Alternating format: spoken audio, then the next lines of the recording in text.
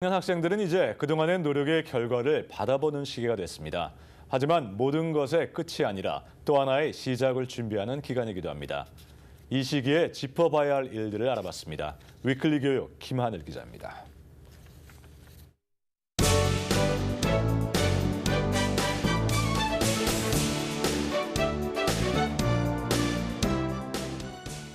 원하는 대학으로부터 합격 통보를 받은 경우, 대기자 명단에 이름을 올린 경우 또는 불합격 통보를 받은 경우 등 12학년 학생들은 그동안의 노력에 대한 결과를 받아보는 시기입니다. 대학은 커리어를 쌓는 중요한 첫걸음인 만큼 일부 대학을 찾아가 캠퍼스의 분위기를 느껴보거나 선배를 만나 이야기를 나누어 보는 것은 대학을 선택하는 데 큰 도움이 됩니다. 대학에서 제공하는 학비 보조금 또한 선택 시 중요한 요인 중 하나입니다. 최종 결정을 내린 후에는 5월 1일까지 등록하겠다는 연락을 학교에 취해야 합니다.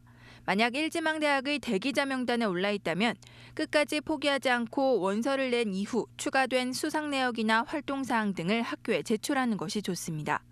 적극적으로 학교 카운슬러에게 또 부모님과 의논해서 이 학교가 추가 통보를 했을 때 난 이 학교에 정말 가고 싶은데 어떻게 했으면 좋겠냐는 그런 의논을 같이 해가면서 적극적으로 그 학교에 웨이리스트에 이름을 올리고 또 그동안 자신이 더 업적을 쌓은 것이 있다면 12학년 때 얼마나 열심히 했는지 그리고 그 학교에 정말 자기가 왜 가고 싶은지 적극적인 태도를 보이는 것이 아무래도 유리합니다. 12년 동안의 학교 생활이 거의 끝나가면서 일부 12학년들은 모든 것이 끝났다는 착각 속에 남은 고등학교 생활에 해이해질 수 있습니다. 하지만 이 시기는 모든 것을 자율적으로 계획해야 하는 대학 생활에 대한 기초와 준비를 해야 하는 중요한 시기이기도 합니다. 또한 남은 학기에 성적이 급락하거나 학교 생활에 큰 문제가 생기는 경우엔 이미 합격 통보를 받았을지라도 대학에서 합격을 취소하는 경우도 종종 있습니다.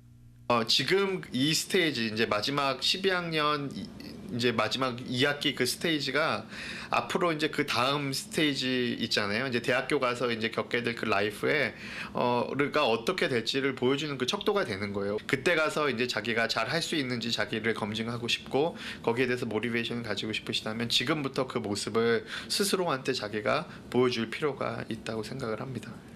가정에서는 결과의 만족도 여부를 떠나 비판과 꾸지람보다는 그동안의 노력에 대한 칭찬을 아끼지 않고 또 다른 시작을 앞둔 자녀들에게 용기와 자신감을 심어주는 것도 중요합니다.